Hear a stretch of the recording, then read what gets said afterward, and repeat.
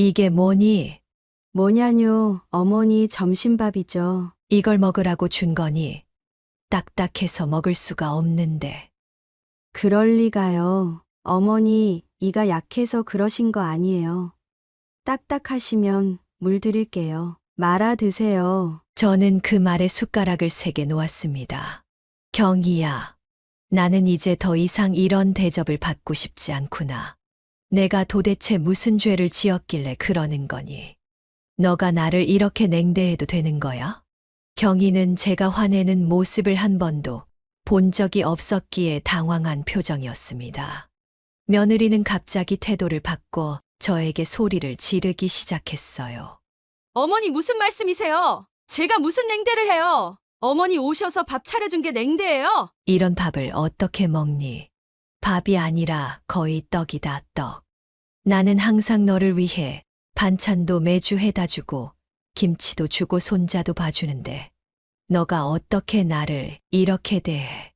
이런 건 너나 먹거라.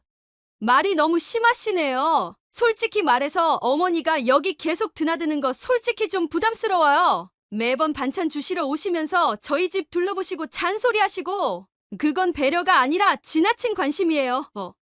오지랖이라고요. 저는 그 말을 듣고 너무나 화가 났습니다. 그래서 나한테 이런 식으로 대접한 거니. 그런 거라면 말을 하면 될 것 아니니. 너가 나를 친엄마처럼 생각한다고 해서 믿었는데 다 거짓이었구나. 나는 정말 너를 딸처럼 생각했다. 이제 너를 더 이상 보고 싶지 않구나. 더 이상 찾아오지도 연락도 말 거라. 이게 어떻게 된 일일까요? 지금 시어머니에게 먹을 수 없는 찬밥을 준 며느리와 시어머니가 다투고 있는데요. 오늘은 딸같이 생각한 며느리에게 큰 실망을 했던 이경자님의 사연입니다. 어떤 내용의 이야기일지 바로 들어보도록 하겠습니다. 안녕하세요. 저는 서울에서 사는 올해 73인 이경자라고 합니다. 매번 다른 사연자분들의 사연들을 잘 듣고 지내다가 저도 한번 제 이야기를 여러분과 공유하고 의견을 나누고 싶어서 사연을 씁니다. 저에게 있었던 일은 아주 사소한 문제에서 시작해 회복하기 힘든 사이까지 되어버린 이야기입니다. 제 이야기를 끝까지 들으시고 제가 사소한 부분을 예민하게 받아들인 것인지 아니면 옳은 행동을 한 것인지 판단해 주시면 좋을 것 같아요. 많은 의견과 조언 말씀해 주시면 제가 살아가면서 더 현명한 사람이 되기 위한 걸음으로 삼겠습니다. 그럼 이야기 시작하겠습니다. 제게 있었던 이야기를 말씀드리기 위해선 제 아들 이야기를 먼저 해야 할 것 같아요. 제가 남편과 결혼하고 아이를 가지기 위해 부단히 노력했지만 3년 동안 가지지 못했어요. 저랑 남편 모두 병원에 가서 검사를 받았지만 아무런 문제가 없었죠. 저희는 상실감에 빠졌어요. 서로 너무 좋아했고 저희를 닮은 아이를 꼭 낳고 싶었거든요. 하지만 3년 동안 무슨 방법을 써도 아이가 생기지 않자 거의 포기할 지경에 이르렀죠. 그러던 중 지푸라기라도 잡는 심정으로 시어머니와 함께 절에 가서 기도를 드렸어요. 근데 놀랍게도 딱 3개월이 지나고 나자 임신을 하게 되었어요. 저와 시부모님 그리고 남편은 그렇게 행복할 수가 없었죠. 저는 그 아이의 태명을 금돌이로 지었어요. 금처럼 소중한 아이라는 뜻이었죠. 저와 남편은 이 소중한 아이를 세상에서 가장 사랑하고 아껴주기로 결심했어요. 원래 아이를 많이 가지고 싶었지만 제 상황이 상황인지라 한 명이라도 주신 것이 천운이라 생각하고 다른 아이를 계획하지 않았어요. 그렇게 1년 뒤에 제 아들은 태어났고 이름은 성민이라고 지었어요. 시아버지가 지어주신 이름이었죠. 성민이는 어려서부터 굉장히 얌전하고 조용한 아이였어요. 시끄러운 걸 싫어하고 자연을 좋아하는 아이였죠. 항상 고마움을 알고 배려심이 넘치는 아이였죠. 많은 이야기를 하는 아이는 아니었지만 저는 생각이 깊다는 것을 알고 있었어요. 그렇게 성민이는 별 탈 없이 아무런 속도 썩이지 않고 잘 자라주었습니다. 그렇게 대학생이 되고 성민이는 처지 여자친구를 사귀게 되었어요. 사귄 지 몇 달이 지나고 나서야 저희에게 슬쩍 알려주더라고요. 어머니, 저 처음으로 여자친구가 생겼어요. 그러니? 너무 축하한다, 애야. 어떤 아이야?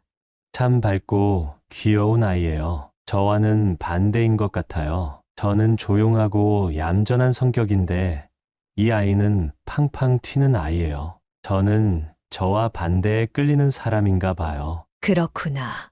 좋은 일이야. 서로 부족한 부분을 잘 채워주면서 잘 사귀렴. 저는 너무 기뻤어요.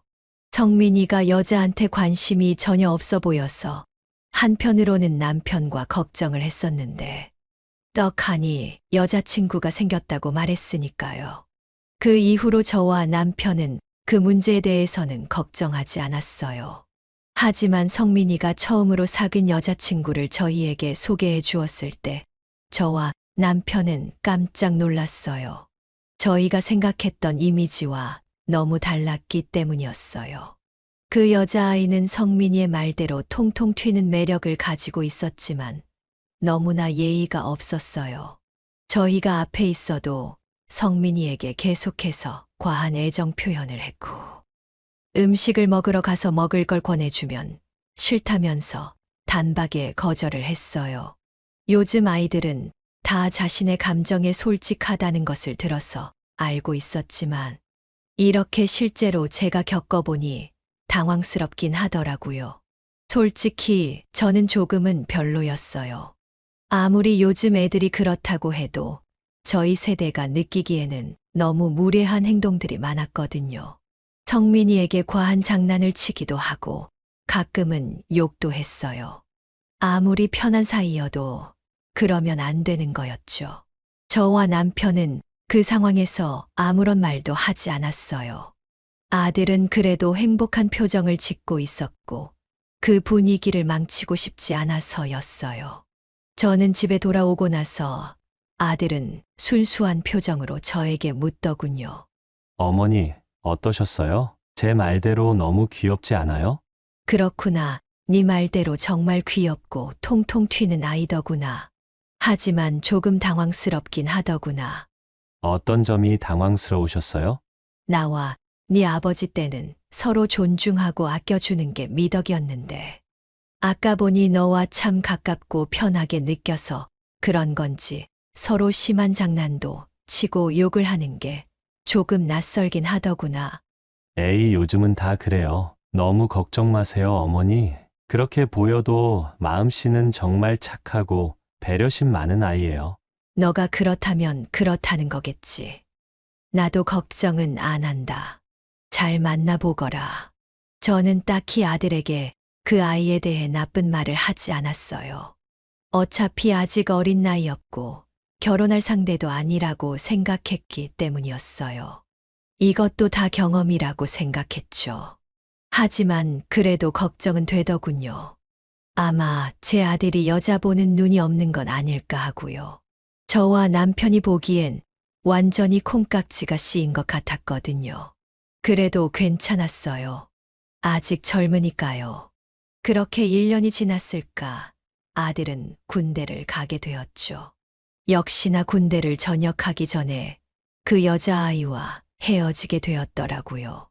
아들은 매우 슬퍼했고 저와 남편은 아들을 위로해 주었습니다. 아들이 슬퍼하는 것을 보면서 저 또한 마음이 아팠지만 한편으로는 다행이라고 생각했어요. 부모의 마음은 다 같으니 이해해 주실 거라 생각해요. 제 아이의 짝으로 더 어울리는 여자가 있을 거라 생각했어요. 그 이후로도 아들은 몇 명의 여자와 사귀게 되었어요. 그때마다 저와 남편은 많은 신경을 쓰지 않았어요. 아들이 부담스러워 할까 봐였죠. 그래서인지 오히려 아들은 저희에게 항상 여자친구를 소개시켜 주었어요. 저희는 그런 아들에게 너무나도 고마웠죠. 하지만 항상 데려오는 여자친구들에게는 실망을 했어요. 다들 비슷한 점이 있었죠. 너무나도 외향적인 성격에 아슬아슬하게 선을 넘을락 말락하는 아이들이었어요. 솔직한 건 좋지만 같이 있는 사람을 불편하게 할 정도의 언행과 행동들을 했죠. 그래도 저와 남편은 아들이 좋아하면 된 거라고, 둘이 서로 좋아하고 행복하면 되는 거라고 저희 스스로를 다독였죠. 그렇게 아들은 방송국 예능 작가로 취직을 했고, 나이도 거의 30이 다 되어 갔어요. 이제 슬슬 결혼을 생각할 나이였죠. 하지만 아들은 일이 너무나도 좋은지 결혼 이야기를 꺼내지 않았어요. 저희도 보채지 않았죠. 그러던 중 아들이 취직한 지 3년이 되어 가던 날이었어요. 아들은 저희에게 결혼하고 싶은 사람이 있다고 말했죠. 저희는 그 말을 듣곤 하늘을 날아갈 듯 기뻐했어요. 하지만 한편으로는 걱정이 앞섰어요. 제 아들이 이전과 같은 전철을 타는 것 아닌가 하고요. 남편은 저를 다독여주며 그렇게 되더라도 둘을 축복해 주자고 말했죠. 저도 그래서 마음을 굳게 먹었어요. 아들이 사랑하는 사람이라면 나도 사랑하겠다는 마음이었죠. 그렇게 아들은 여자친구를 데리고 저희를 만나러 왔어요. 가벼운 만남이었지만 아들이 결혼을 생각하고 있는 사람을 데려오는 자리라. 이전 여자친구들을 만나는 자리보다 떨리더라고요. 그렇게 아들과 며느리를 만나서 밥을 먹게 되었어요. 저와 남편은 성민이의 여자친구를 보고 경험해보며 걱정과 달리 너무나도 좋은 아이라는 걸 느끼게 되었어요. 참 예의가 바른 친구였죠. 어머니, 아버지 최경이라고 해요. 경이야, 우리 부모님이셔. 인사드려. 안녕하세요. 어머님, 아버님. 최경이라고 합니다. 잘 부탁드려요. 안녕하세요. 경희 씨 이야기는 성민이에게 많이 들었어요. 들었던 것보다 훨씬 우아하고 이쁘네요. 과찬이세요, 어머님. 그렇지 않습니다. 하지만 그렇게 말씀해 주셔서 너무 감사해요. 아버님, 어머님도 정말 멋지시고 세련되셨어요. 말을 참 이쁘게 하네요. 우리 아들 잘 부탁해요. 네, 어머님. 부족하지만 열심히 해볼게요. 제가 부족해서 항상 성민 씨가 저를 잘 챙겨주어요. 그 아이는 하는 말마다 저희에게 점수를 따갔죠. 너무나도 이쁘고 우아하게 말하는 아이였어요. 이전에 성민이가 데려왔던 다른 아이들과는 느낌부터가 달랐죠. 집에 돌아오는 길에 저는 남편에게 정말 행복하다고 말했어요. 남편도 입이 닳도록 성민이의 여자친구를 칭찬했죠. 그래서 저는 성민이와 여자친구의 결혼을 적극적으로 밀어줘야겠다고 생각했어요. 저와 남편은 아들에게 부족한 게 있으면 언제든 말하라면서 빨리 결혼을 하면 좋겠다고 말했죠. 아들은 저희가 그렇게 여자친구를 마음에 들어하는 모습을 처음 봐서 그런지 너무 좋아했어요. 저희도 아들이 많은 경험을 통해서 깨달은 게 있다고 생각했고요. 그 이후로도 저희는 아들과 여자친구를 몇 번이나 더 만나서 함께 시간을 보냈어요. 시간을 보내면서 저와 아들의 여자친구는 더욱 친해졌고 서로에 대해 더 많은 것을 알게 되었어요.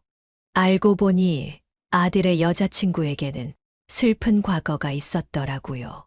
경희야, 너희 부모님은 무슨 일을 하시니? 어머님, 사실 어머님에게 드리지 못한 말씀이 있어요. 말하지 못한 게 뭐니?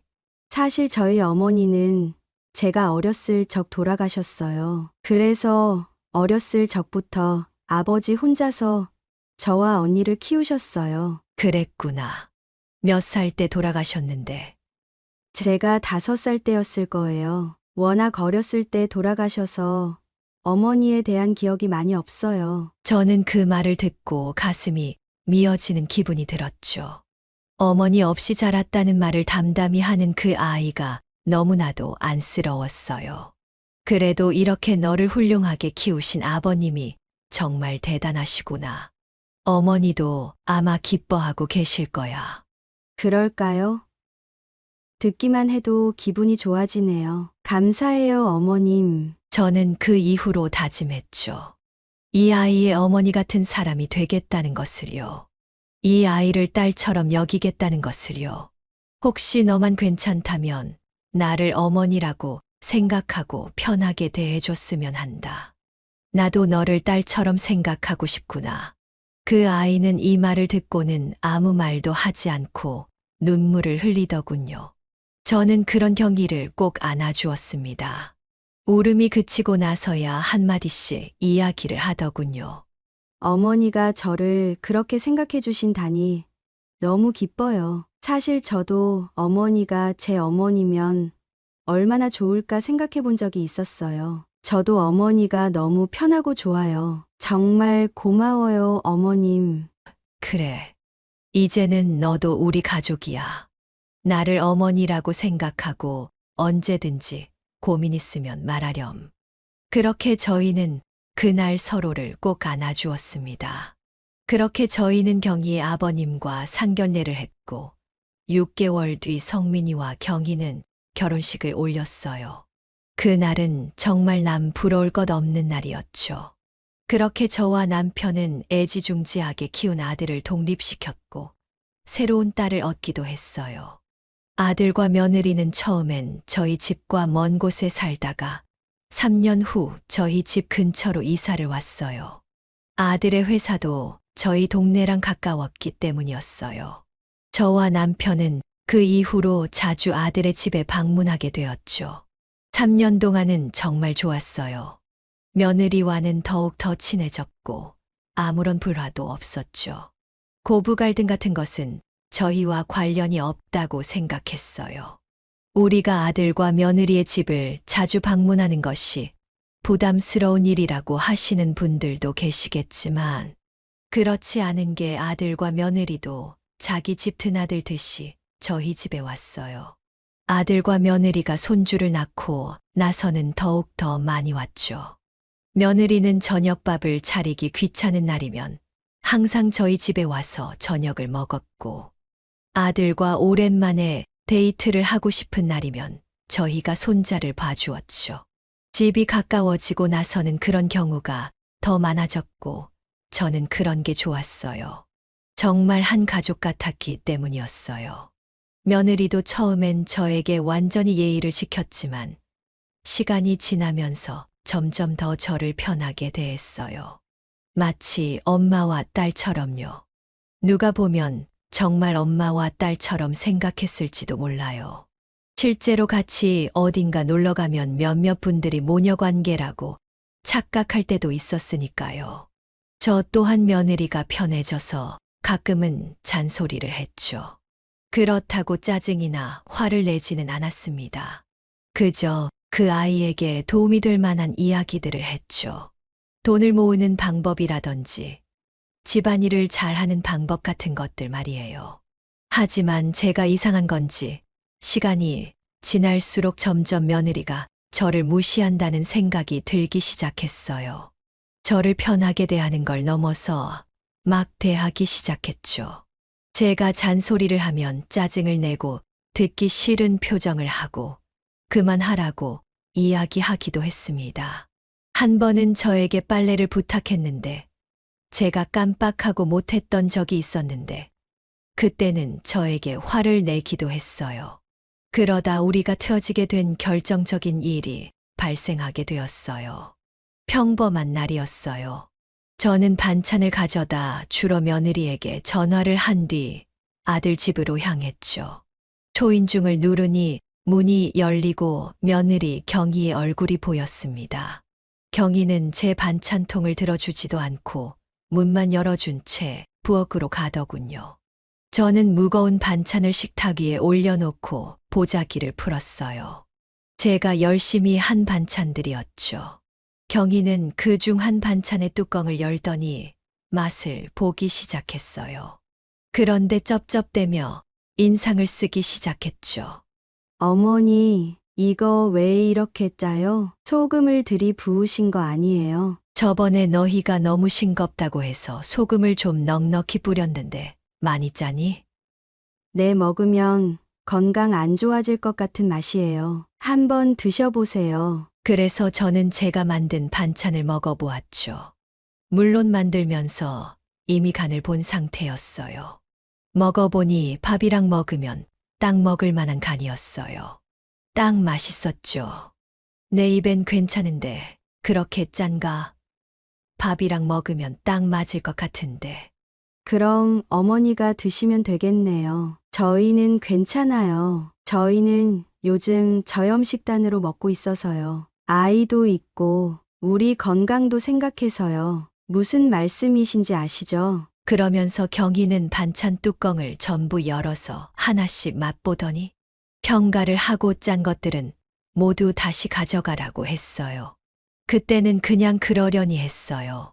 이전에는 이렇게까지 한 적은 없었어서 정말 너무 짜서 그런 거구나 싶었죠. 그런데 그 이후에도 계속 서운한 행동들을 했어요. 저는 그래도 저에게 차 한 잔이라도 줄 것이라 생각했는데 왜 안 가고 서 있냐는 듯 저를 쳐다봤어요. 어머니, 뭐 더 말씀하실 게 있으세요? 아니다. 그냥 온 김에 차나 한 잔 마시고 가려고 했지. 아, 근데 어쩌죠? 제가 오늘 약속이 있어서요. 금방 나가봐야 해요. 아, 그렇구나. 오늘 바쁜 날이구나. 석용이는 어쩌고? 그래서 석용이는 어머니한테 부탁드리려고 했죠. 오늘 남편도 야근이라 늦게 온다고 해서요. 좀 부탁드려요, 어머니. 알겠다. 석용이는 언제 오는데? 직접 데리러 가야 해요. 어딘지 아시죠? 모르시면 제가 카톡으로 보내드릴게요. 경희는 점점 저에게 부탁하는 것이 많아졌죠. 이전에는 그래도 미안하다는 느낌으로 부탁하는 느낌이었다면 지금은 거의 떠밀듯이 저에게 일을 시켰습니다. 저는 그날 손자 석용이가 유치원 끝날 때까지 소파에 덩그러니 혼자 앉아서 기다려야 했어요. 며느리는 여유롭게 화장을 하고 옷을 갈아입은 뒤 저를 내버려 두고 집을 나갔죠. 저는 주변을 둘러보았어요. 집안 곳곳에 먼지가 가득 쌓여 있더라고요. 며느리가 집안일을 제대로 하지 않는 것 같았어요. 저는 집에 들렸다 가면 시간이 애매해서 청소나 해주고 가자는 마음에 청소기를 돌리고 물걸레로 집안을 깨끗이 닦기 시작했죠. 그리곤 시간에 맞춰 손자를 데리러 갔어요. 그리고선 손자를 데리고 저희 집으로 데려갔죠. 그렇게 하루 종일 손자랑 놀아주고 잠을 재웠는데 밤 9시가 될 때까지 연락이 안 오는 거예요. 그래서 전화를 했죠. 며느리는 마치 술에 취한 듯 보였습니다. 주변은 굉장히 시끄러웠죠. 경희야, 어디니? 언제쯤 데리러 오는 거야? 어머니, 곧 데리러 갈게요, 고지요. 조금만 더 봐주세요. 그래도 몇 시인지는 말해줘야 내가 준비를 할 것 아니니? 며느리는 제 말이 끝나기도 전에 전화를 끊어버렸죠. 저는 하는 수 없이 손자를 저희 집에서 재워야 했어요. 그건 상관없었지만 그래도 기분이 나쁘더군요.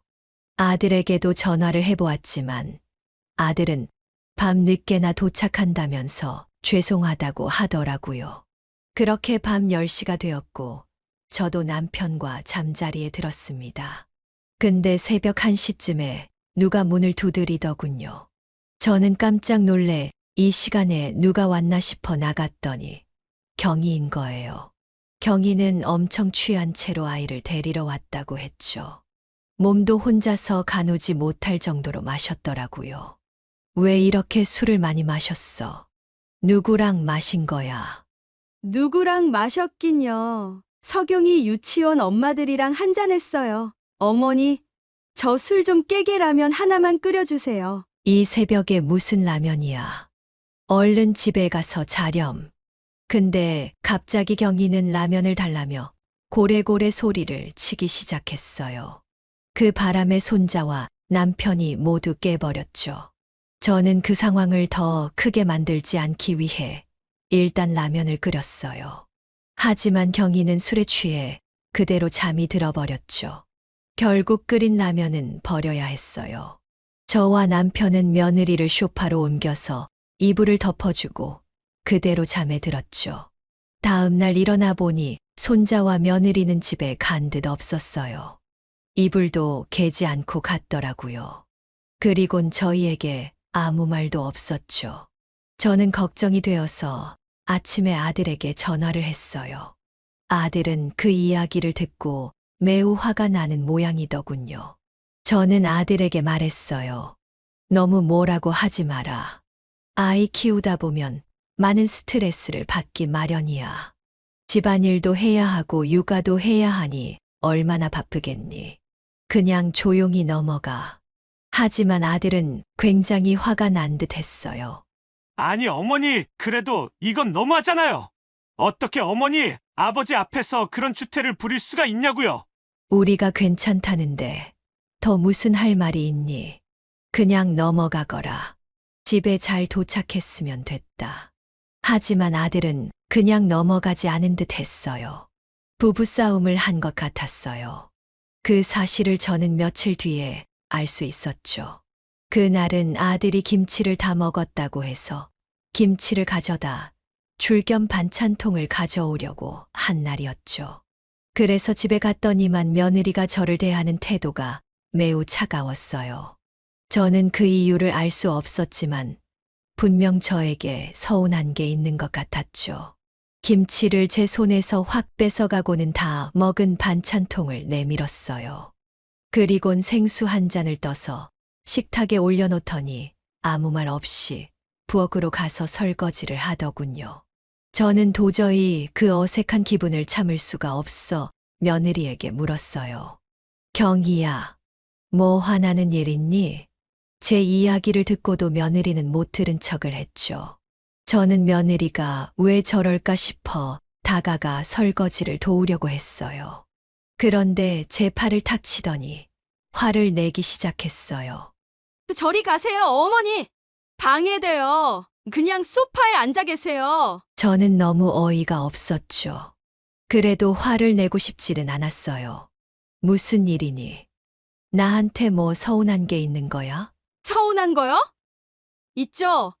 어머니가 잘 생각해 보세요. 저한테 뭘 잘못했는지. 내가 너한테 무슨 잘못을 했는데. 그러니까 생각해 보시라고요. 제가 그걸 말해야 속이 시원하시겠어요? 말해봤자 저만 속 좁은 사람 될 텐데요? 아, 저 속 좁은 사람 만들려고 하시는 거예요? 아니다. 그게 무슨 소리니? 정말 모르겠어서 물어본 거야. 그럼 제가 속 좁은 사람 될게요. 어머니 어떻게 저한테 그러실 수가 있어요? 저도 사람인데 술 취해서 그럴 수도 있지. 아무리 제가 어머니를 좀 불편하게 했다고 하더라도 바로 남편한테 일러서 그렇게 쪽을 주고 싶으셨어요? 아니다. 너가 오해한 거야. 나는 새벽에 너랑 석용이가 없길래 걱정돼서 연락한 것뿐이야. 너가 전화도 안 받고 해서. 됐어요, 어머님. 것 봐요, 저만 결국 속 좁은 사람 됐잖아요. 그래서 제가 말하기 싫었던 거예요. 정말 오해란다. 나는 아들한테도 너에게 뭐라고 하지 말라고 분명히 말했어. 성민이가 너한테 뭐라고 그랬길래. 됐어요, 어머니. 더 이상 말해봤자 뭐해요? 그냥 가세요. 오늘은 어머니랑 더 말하기 싫네요. 저는 어찌해야 할지, 어떤 말을 해야 할지 모르겠더군요. 그냥 벙쪄서 가만히 있을 수밖에 없었죠. 결국 저는 그냥 집으로 돌아올 수밖에 없었습니다. 저는 남편에게 저의 고충에 대해 말했고, 남편은 저를 다독여 주었죠. 며느리가 많이 스트레스를 받는 것 같으니 당분간은 그냥 두라면서요. 저도 그랬으면 좋겠다고 생각했죠. 시간이 어느 정도 지나면 괜찮아질 거라 생각했어요. 그래서 한동안 저는 아들을 통해서 반찬만 보내주었죠. 아들은 자주 집에 오던 제가 집에 안 가니 의아했지만 저는 며느리와의 일을 말하기 싫어서 대충 둘러댔어요. 몇 주 정도 지나고 어버이날이 되었어요. 이전에 며느리가 저를 위해 밥을 차려주기로 한 날이었죠. 매번 제가 해주는 반찬을 얻어먹기 미안하다면서 자신이 먼저 저를 초대해 준 것이었죠.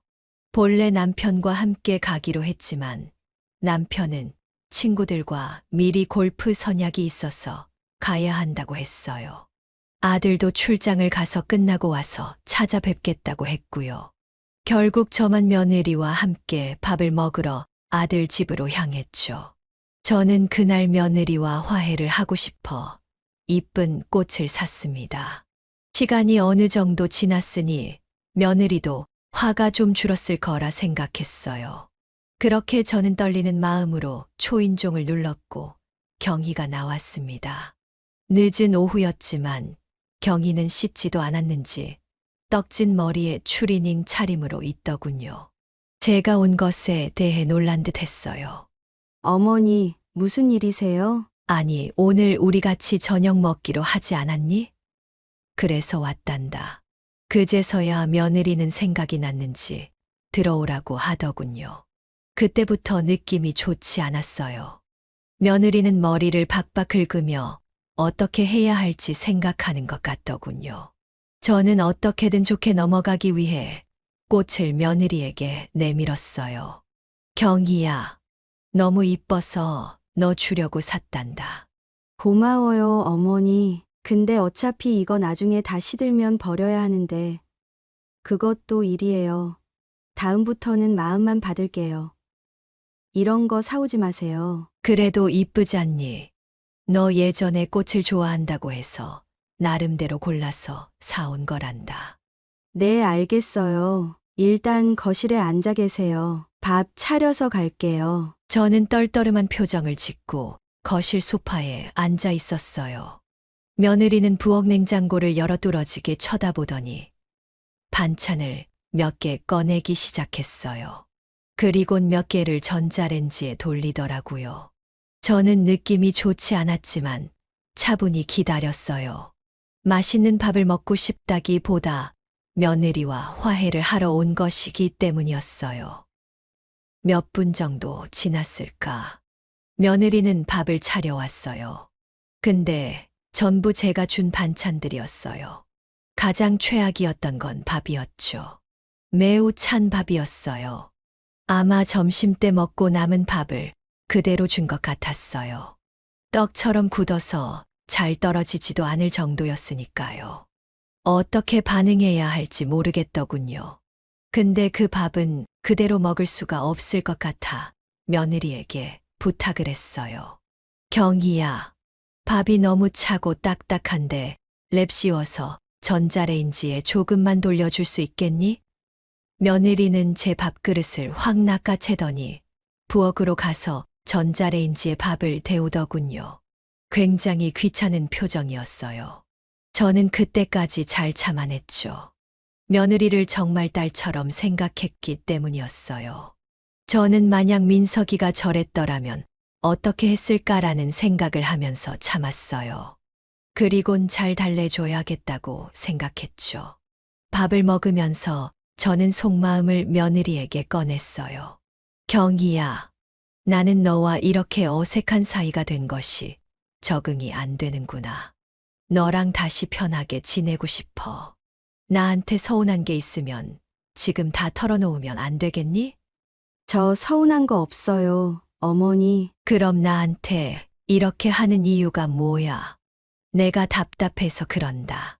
제가 뭐요? 제가 어머니한테 뭘 어떻게 했는데요? 제가 어머니한테 막말을 하기를 했어요. 못된 행동을 하기를 했어요. 저는 말문이 막혔습니다.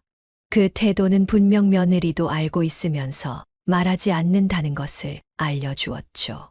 저는 더 이상 아무 말도 하지 않고 밥만 재빨리 먹은 뒤 집으로 향했습니다. 더 이상 물어봤다가는 저도 며느리를 싫어할 것만 같았거든요. 모처럼 어버이날이었고 화해를 할 수 있을 줄만 알았는데 이렇게 최악의 어버이날이 될 거라고는 생각하지 못했습니다. 저는 최대한 집에서는 티를 내지 않았습니다.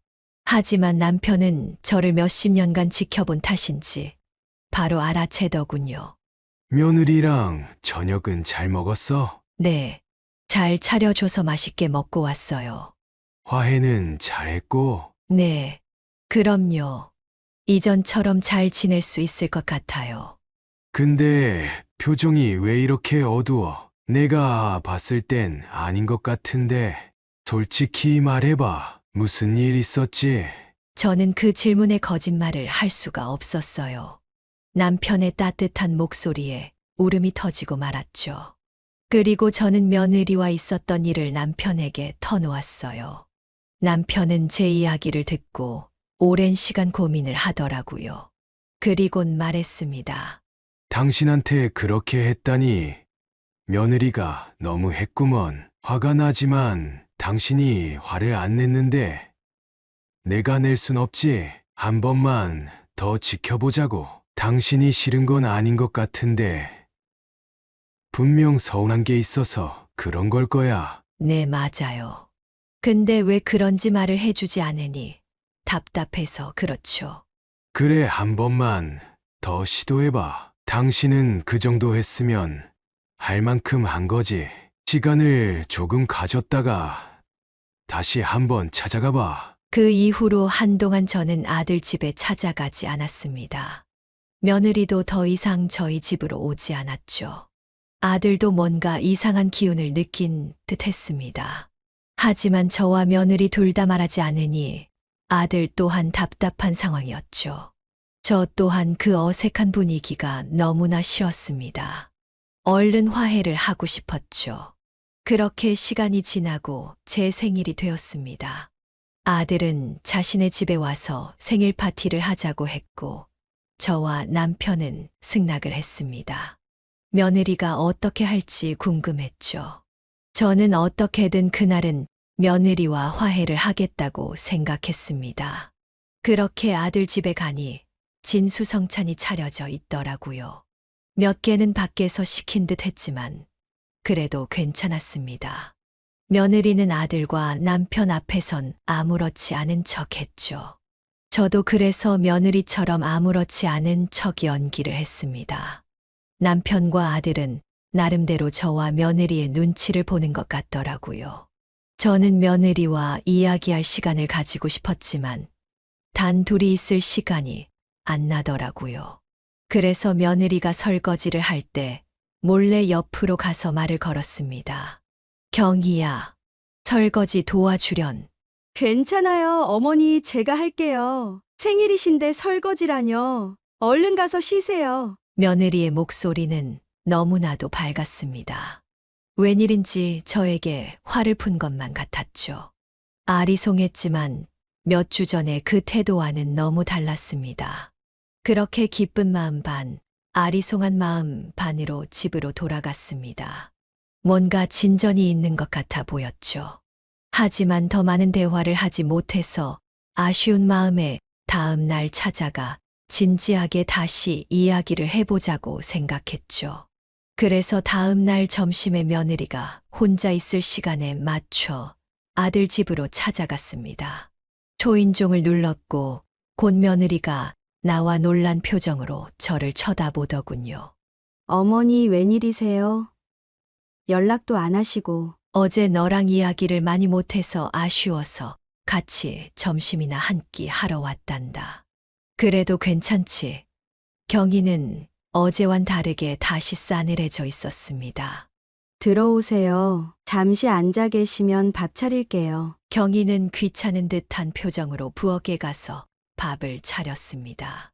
근데 역시나 저에게 차려준 건 먹다 남은 찬밥과 잔 반찬들 뿐이었습니다. 저는 너무 화가 났습니다. 며느리는 저와 더 이상 화해할 마음이 없어 보였습니다. 저는 자존심을 굽히고 며느리에게 사과까지 했지만 며느리는 저에 대한 어느 존중도 보이지 않았습니다. 그냥 기싸움에서 이기고 싶어 하는 것 같았죠. 저는 어느 때보다 가장 단호하게 며느리에게 말했습니다. 이게 뭐니? 뭐냐뇨, 어머니 점심밥이죠. 이걸 먹으라고 준 거니? 딱딱해서 먹을 수가 없는데. 그럴 리가요. 어머니, 이가 약해서 그러신 거 아니에요. 딱딱하시면 물 드릴게요. 말아 드세요. 저는 그 말에 숟가락을 3개 놓았습니다. 경희야, 나는 이제 더 이상 이런 대접을 받고 싶지 않구나. 내가 도대체 무슨 죄를 지었길래 그러는 거니? 너가 나를 이렇게 냉대해도 되는 거야? 경희는 제가 화내는 모습을 한 번도 본 적이 없었기에 당황한 표정이었습니다. 며느리는 갑자기 태도를 바꿔 저에게 소리를 지르기 시작했어요. 어머니 무슨 말씀이세요? 제가 무슨 냉대를 해요? 어머니 오셔서 밥 차려준 게 냉대예요? 이런 밥을 어떻게 먹니? 밥이 아니라 거의 떡이다, 떡. 나는 항상 너를 위해 반찬도 매주 해다 주고 김치도 주고 손자도 봐주는데 너가 어떻게 나를 이렇게 대해? 이런 건 너나 먹거라. 말이 너무 심하시네요. 솔직히 말해서 어머니가 여기 계속 드나드는 거 솔직히 좀 부담스러워요. 매번 반찬 주시러 오시면서 저희 집 둘러보시고 잔소리하시고 그건 배려가 아니라 지나친 관심이에요. 오지랖이라고요. 저는 그 말을 듣고 너무나 화가 났습니다. 그래서 나한테 이런 식으로 대접한 거니. 그런 거라면 말을 하면 될 것 아니니. 너가 나를 친엄마처럼 생각한다고 해서 믿었는데 다 거짓이었구나. 나는 정말 너를 딸처럼 생각했다. 이제 너를 더 이상 보고 싶지 않구나. 더 이상 찾아오지도 연락도 말 거라. 며느리는 그 말에 대답을 하지 못했어요. 저도 말을 심하게 했다고 생각했지만 그래도 단호하게 말을 했죠. 그리고 저는 집으로 돌아왔어요. 그날 저는 남편 몰래 밤새 이불 속에서 울다 잠이 들었어요. 내가 잘못한 것이 아닐까 하는 생각도 들었지만 그건 아니라는 걸 깨달았습니다. 시간이 흐르면서 저는 반대로 홀가분해졌다는 생각이 들었어요. 지금까지 며느리의 눈치를 많이 봐서 그런지 혼자 있는 시간이 참 자유롭더라고요. 더 제 삶에 집중할 수 있었죠. 주변에서도 제 표정이 밝아 보인다며 이유를 묻기도 했습니다. 저는 매일 아침 일찍 일어나 주변 산책을 했습니다. 점점 몸이 가벼워지는 걸 느끼면서 정신도 맑아지더라고요. 가끔 텔레비전에서 며느리와 시어머니 갈등을 다룬 프로그램을 보면 가슴이 아팠습니다. 하지만 그럴 때마다 마음을 다잡았죠. 그러던 어느 날이었어요. 아들에게 전화가 왔습니다. 아들은 며느리와 제 사이가 이상해졌다는 걸 알게 된 것 같았어요. 저에게 집으로 오라고 하더라고요. 하지만 저는 거절했습니다. 아직은 며느리를 볼 자신이 없어서였죠. 얼굴을 보면 화가 날 것 같아서였습니다. 아들은 포기를 안 하더군요. 제가 집으로 안 가면 그들이 저희 집으로 온다고 하였습니다. 저는 맘대로 하라며 전화를 끊었죠. 남편은 이런 저의 모습을 보며 걱정했어요. 저도 누군가를 이렇게 미워한 적이 없었던지라 이런 제가 낯설었죠. 그렇게 다음 날 저녁 아들과 며느리가 찾아왔습니다. 어머니, 저녁 먹으러 왔어요. 잠시 석용이는 아는 친구 집에 맡기고 왔어요. 오랜만에 넷이서 맛있는 저녁 먹어요. 그리고 이거 오다가 맛있어 보여서 샀어요. 경희가 어머니 아버지 과일 좋아하실 것 같다면서 사자고 하더라고요. 며느리는 와서도 저에게 목례만 한 뒤 눈을 쳐다보지 못하더군요. 아마 오기 싫었는데 아들에게 끌려온 거지였겠죠. 저도 오랜만에 며느리를 보니 여러 감정이 들더군요. 아들은 우리 둘의 눈치를 보면서 서로 화해하길 바랬던 것 같았습니다. 과일 바구니를 사와서 며느리가 샀다는 거짓말을 했으니까요. 저는 과일 바구니를 받지 않은 뒤 바로 부엌으로 갔습니다. 며느리와 아들은 쭈뼛대며 거실 식탁 앞에 앉았죠. 남편도 저와 며느리의 눈치를 보며 슬금슬금 나오더라고요. 저는 신경 쓰지 않은 채 저녁 준비를 했죠. 저는 이번엔 내가 똑같이 며느리에게 해주자고 마음을 먹었습니다. 며느리가 나를 대했던 것처럼 내가 대하면 며느리도 뭔가 깨달을 것만 같았어요. 저는 며느리와 아들 밥그릇에만 아침에 먹다 남은 찬밥을 덜었어요. 그리고 보잘것없는 반찬들만 차려 그들에게 갔죠. 그 밥을 본 아들과 며느리는 어리둥절한 표정을 지었습니다. 어머니, 이게 뭐예요? 뭐긴 뭐야 밥이지. 이걸 어떻게 먹어요? 딱딱해서 마치 떡 같은 거요? 딱딱해서 못 먹겠으면 물 떠와서 말아먹어라. 남편은 제가 무슨 짓을 하는지 알아서 아무 말 없이 기다려 주더군요. 며느리는 제 행동에 당황해한 것 같았어요. 오랫동안 아무 말 없이 그 밥을 쳐다봤어요. 하지만 이내 그 밥을 떠서 먹기 시작하더군요. 저는 깜짝 놀랐죠. 먹을 줄은 몰랐거든요. 아들도 그런 경기를 놀란 눈으로 쳐다보았습니다. 그리고 경희는 먹으며 눈물을 흘렸죠. 맛있네요. 어머니, 아들은 도저히 이해 안 간다는 눈빛으로 물었어요. 도저히 이해가 안 돼요. 둘이 무슨 일이 있었던 거예요?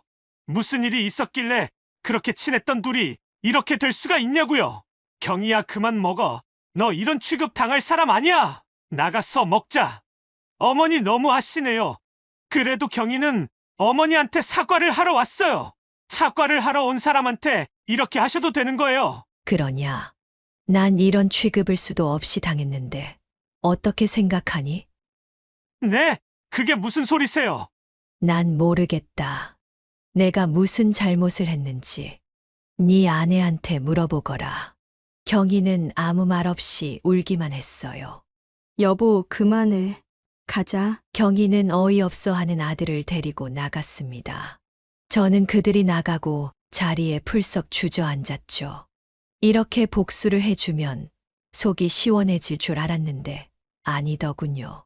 오히려 찜찜한 마음이 들었습니다. 그리고 계속 밥을 먹으며 울던 며느리의 얼굴이 떠오르더군요. 분명 뭔가를 깨닫고 후회하고 있는 듯 했습니다. 하지만 저는 아직 진정한 사과를 듣지 못했고, 그렇기에 아직 용서를 할 수 없었죠. 남편은 그런 마음을 알겠는지 그냥 저를 토닥여 주었어요. 그렇게 며칠이 지났습니다. 저는 다시 일상으로 돌아갔죠. 산책을 하고 돌아와 씻고 점심을 먹으려고 준비를 할 때쯤이었습니다. 남편은 점심 약속 때문에 나가 있을 때였죠. 저는 남은 찬밥에 물을 말아서 대충 끼니를 때울 참이었습니다. 근데 그때 누군가 문을 두드렸어요. 며느리더군요. 며느리의 손에는 보자기가 들려 있었어요. 저는 아무 말도 하지 않았어요. 며느리는 그저 보자기를 제 앞에 두고 다시 가더군요. 저는 며느리가 가고 보자기를 펼쳐서 열어보았어요. 보자기 안에는 따뜻한 밥과 국, 그리고 여러 반찬들이 있더군요. 먹어보니 직접 만든 반찬들인 것 같았어요. 너무 따뜻하더군요. 저는 밥을 맛있게 먹고 반찬통을 다시 문 밖에 두었어요.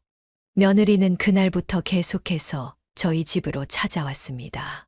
그리고 반찬만 두고 가더군요. 그렇게 하루 이틀 사흘이 지나고 일주일이 넘도록 계속 반찬만 두고 갔습니다. 매일 다른 반찬이었습니다. 아마 이 반찬을 하려면 하루의 대부분을 장을 보고 요리를 하는데 써야만 했을 거였어요. 저는 그 반찬이 주는 의미를 알 것만 같았습니다. 며느리는 오직 저를 위해 반찬을 만들면서 저를 생각했을 거였어요. 아마 저에게 용서를 구하는 것이었을 거예요. 제가 그만두라고 하지 않으면 계속할 생각이었을 겁니다. 그렇게 열흘째 되던 날, 역시나 며느리는 반찬통을 두고 가려고 했습니다. 저는 그런 며느리를 붙잡았습니다. 며느리는 놀란 표정으로 저를 쳐다보았죠. 점심 같이 먹고 가거라. 며느리는 당장이라도 눈물을 흘릴 것 같은 표정으로 저를 바라보았습니다. 그리곤 끄덕였죠. 저는 경희가 준비한 반찬과 밥을 이쁜 그릇에 퍼서 식탁 위에 두었어요.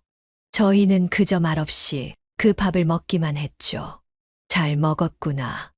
음식 솜씨가 많이 늘었네. 고마워요, 어머니. 그리고 죄송해요. 됐다. 뭘 죄송하니. 가족끼리는 그런 거 없는 거다. 그리고 나도 미안하구나. 나도 속 좁게 똑같은 행동을 해버렸구나. 못된 엄마를 용서하렴. 아니에요, 어머니. 제가 잘못했는 거려. 어머니가 저를 너무 이뻐해 주시고 편하게 해주시니까 그게 너무 익숙해졌었나 봐요. 어머니가 해주시는 많은 것들에 대해서 감사함을 모르고 그저 당연한 걸로 생각했어요. 그러다 보니 어머니가 하시는 말이 잔소리 같았고 어머니가 저를 위해 해주시는 행동이 오지랖으로 보였어요. 그랬으면 안 되는데 제가 정말 못된 인간이에요. 어머니의 은혜를 제가 갚지는 못할 망정 상처만 드렸네요. 괜찮다.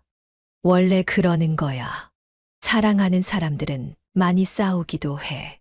나는 너가 나를 싫어한다고 생각하지 않는다. 그러니 너도 나를 그렇게 생각해 주렴. 그리고 내가 그때 했던 말은 마음에 없는 말이니 다 잊어주고. 네, 어머니. 우리 다시 이전으로 돌아갈 수 있을까요? 그럼 너만 잘하면 돌아갈 수 있지. 저는 장난으로 그렇게 말했고 며느리는 그 말에 씩 웃더군요. 너 울다가 웃으면 엉덩이에 뭐 난다는 말 안 들어봤니? 그제서야 며느리는 활짝 웃기 시작했습니다. 그렇게 저희는 화해를 했죠. 서로 다름을 인정하고 서로에 대한 친절과 배려를 당연시 여기지 않기로 약속했어요. 소중한 사람들한테는 더 잘해야 하니까요. 그렇게 저와 며느리는 다시 둘도 없는 친한 사이로 돌아갔습니다. 처음엔 조금 어색했지만 다시 돌아가는 데는 시간이 얼마 안 걸리더라고요. 저는 다시 반찬을 싸들고 며느리 집으로 갔고 며느리는 올 때마다 저를 기쁘게 맞아주었습니다. 그리고 항상 갈 때는 며느리와 이야기를 했고 며느리도 저희 집에 올 때는 항상 이야기를 했습니다. 그리고 며느리는 항상 저에게 먼저 전화를 걸어서 놀러 오라고 이야기를 했죠. 저희는 같이 집안일도 하고 요리도 하고 드라마도 보았습니다. 너무 행복했습니다. 이렇게 지낼 수 있다는 게 꿈만 같았습니다. 요즘엔 같이 요리 교실을 다니기 시작했습니다. 둘 다 요리 솜씨가 나쁘지 않았지만 더 잘하고 싶은 마음이 들어서였어요. 그렇게 저희는 매번 서로의 집에 반찬을 해주며 사랑을 전달합니다. 남편과 아들은 저희를 보며 어이가 없다고 하더군요. 꼭 자석 같다고 표현을 했습니다. 멀어질 땐 확 멀어지고 붙을 땐 딱 붙어버린다고요. 저번에는 저와 며느리 둘이서만 제주도 여행을 다녀왔습니다. 물론 여행을 하면서 맞지 않는 부분들이 있었고 싸우기도 했습니다. 하지만 그때마다 저희는 이전에 있었던 일을 생각하며 서로를 이해하려 노력했습니다. 이렇게 저와 며느리는 엄마와 딸처럼 잘 지내고 있습니다. 손자도 어느새 커서 초등학교를 다니고 있죠. 이젠 저와 며느리는 없어서는 안 될 가장 친한 친구가 되었습니다. 기쁨은 서로 공유하고 슬플 때도 함께하고 있습니다. 저는 이번 일을 계기고 많은 걸 깨달았습니다. 사람은 소중한 것을 가끔 잊는다는 것과 소중한 사람에게 오히려 더 가혹하게 대할 때가 있다는 것을요. 그럴 때마다 우리는 어떻게 해야 할까요? 서로의 소중함을 다시금 깨닫고 최선을 다해야 하지 않을까요? 제가 며느리에게 한 일은 지금도 잘한 건지는 모르겠습니다. 다른 현명한 방법이 있었을 것 같은데 저도 한낱 중생인지라 다른 방법은 생각나지 않았네요. 그래도 운 좋게 며느리가 제 뜻을 알아주었고 그것도 저를 애정하는 마음이 남아 있었기에 가능했던 거라고 생각합니다.